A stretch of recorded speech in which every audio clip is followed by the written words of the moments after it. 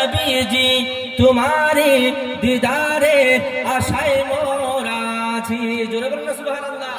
আচ্ছা, কে কে রাসূল পাক সাল্লাল্লাহু আলাইহি ওয়াসাল্লামের দিদার করতে চান? জোরে বলুন তো ইয়া রাসূলুল্লাহ। মনে অনেকজন দেখতে চান না নাকি গো? আল্লাহুস সামাদ। দেখা দাও ও গো নবীজি তোমারি দিদারের আশায় মোরা আছি।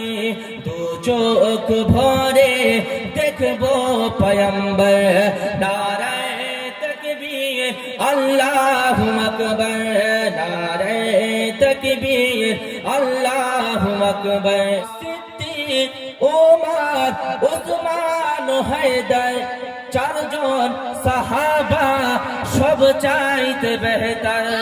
সুবহানাল্লাহ। সিদ্দিক ফারুক উসমান হায়দার চারজন সাহাবা সব চাইতে বেহতর। কেন? তাদের দিলে আছে নবীর মোহাব্বত, তাদের দিলে আছে নবীর মোহাব্বত। নারায়ে তাকবীর আল্লাহু আকবার, নারায়ে তাকবীর আল্লাহু আকবার। তাজুশ শরিয়া रहमतुल्लाह अलैहि তিনি বলেন, जिंदगी ये नहीं किसी की किसी के लिए, जिंदगी है नबी के लिए।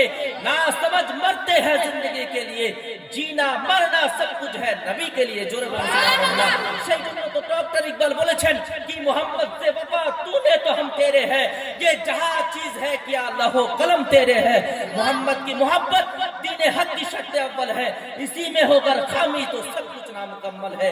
ए बिरादरान मिल्लत इस्लामिया, আজকে পৃথিবী জগতের মধ্যে থেকে আমাদের সর্বপ্রথম কাজ হলো যে আমরা রাসূল পাক সাল্লাল্লাহু তাআলা আলাইহি ওয়াসাল্লামের সাথে বেইনতেহা মুহাব্বত করব। জোরে বলুন সুবহানাল্লাহ।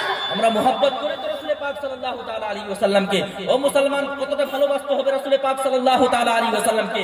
বুখারী শরীফের হাদিস বলছি, 1 নম্বর খণ্ড, রাসূল পাক সাল্লাল্লাহু আলাইহি ওয়াসাল্লাম ইরশাদ করছেন, লা ইউমিনু আহাদুকুম হাত্তা আকুনা হাব্বা ইলাইহি মিন ওয়ালিদিহি ওয়া ওয়ালাদিহি ওয়ান নাসি আজমাইন। জোরে বলুন সুবহানাল্লাহ। আমার নবী তো কুল কায়নাতের নবী আকা মুহাম্মদ রাসূলুল্লাহ সাল্লাল্লাহু তাআলা আলাইহি ওয়াসাল্লাম ইরশাদ করেন আমাকে কতটা ভালোবাসতে হবে। নবী আমার ইরশাদ করেন, পৃথিবী জগতের মধ্যে সব থেকে কোনো মুসলমান কোনো ব্যক্তি যদি ভালোবাসে নিজের আওলাদ, নিজের বাপ মা, নিজের আত্মীয় স্বজন, এই সমস্ত কিছুকে সব থেকে বেশি প্রাধান্যতা দেয়, তাদেরকে সব থেকে বেশি ভালোবাসা দেয়, ও মুসলমান। কিন্তু নবী আমার ইরশাদ করছেন, যেই ব্যক্তি যতক্ষণ অবধি আমি নবীকে নিজের আওলাদ, নিজের বাপ মা, নিজের আত্মীয় স্বজন এমনকি পৃথিবী জগতের মধ্যে যতটা লোক রয়েছে ওই সমস্ত কিছু থেকে আমি নবীকে যতক্ষণ না বেশি ভালোবেসেছে ততক্ষণ অবধি সেই ব্যক্তি তারই মুসলমান হতে পারবে না, সে পাক্কা মুসলমান হতে পারবে না। এই মুসলমান তাহলে বোঝা গেল আমাদেরকে রাসূল পাক সাল্লাল্লাহু তাআলা আলাইহি ওয়াসাল্লামকে কিরূপ ভালোবাসতে হবে, কিরূপ মুহাব্বত করতে হবে। সাহাবায়ে কেরামরা কিরূপ মুহাব্বত করেছিলেন, সাহাবায়ে কেরামরা কিরূপ মুহাব্বত করেছিলেন। ও মুসলমান, সিদ্দিক আকবর রাদিয়াল্লাহু তাআলা আনহু আলাইহি ওয়াসাল্লামকে কিরূপ মুহাব্বত করেছিলেন। বেরাদার, আওলাদ থেকে বেশি মুহাব্বত করেছেন কিনা?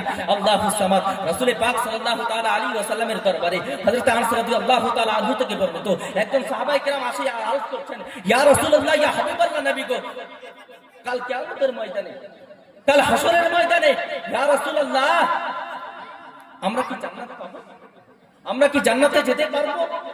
আল্লাহুস সামাদ। নবী আমার ইরশাদ করেন, ও আমার সাহাবী শুনো, তুমি জান্নাতে যাবার মতো কি আমল করেছো?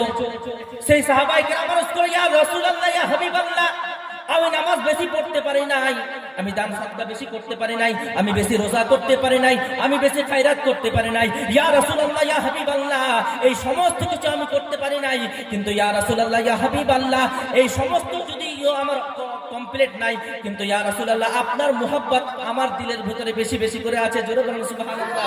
বিরাদরান মিল্লাত ইসলামিয়া, যেই মতো এই কথা বলা নবী আমার ইরশাদ করেন, ও আমার সাহাবী শুনো, আমার মুহাব্বত যদি তোমার অন্তরের ভিতরে অটুট ভাবে থাকে তাহলে কাল কিয়ামতের ময়দানে আমার সাথে তুমি জান্নাতে প্রবেশ করে যাবে। জোরে বলুন সুবহানাল্লাহ। এই হাদিস থেকে প্রমাণিত, এই হাদিস থেকে বোঝা গেল এই পৃথিবী জগতের মধ্যে, ও মুসলমান, আপনার নামায় আমলে যদি কোন রকমের খামিয়ানা থেকে যায়, কোন রকমের যদি কমি থেকে যায়, আর আপনার ভিতরে যদি নবীর মুহাব্বত অটুট থাকে, হে মুসলমান, এই হাদিস অনুযায়ী কাল কিয়ামতের ময়দানে নবী পাক সাল্লাল্লাহু তাআলা আলাইহি ওয়াসাল্লামের শাফাআতের মাধ্যমে আমরা কাল কিয়ামতে জান্নাতে প্রবেশ করে যাব। জোরে বলুন সুবহানাল্লাহ।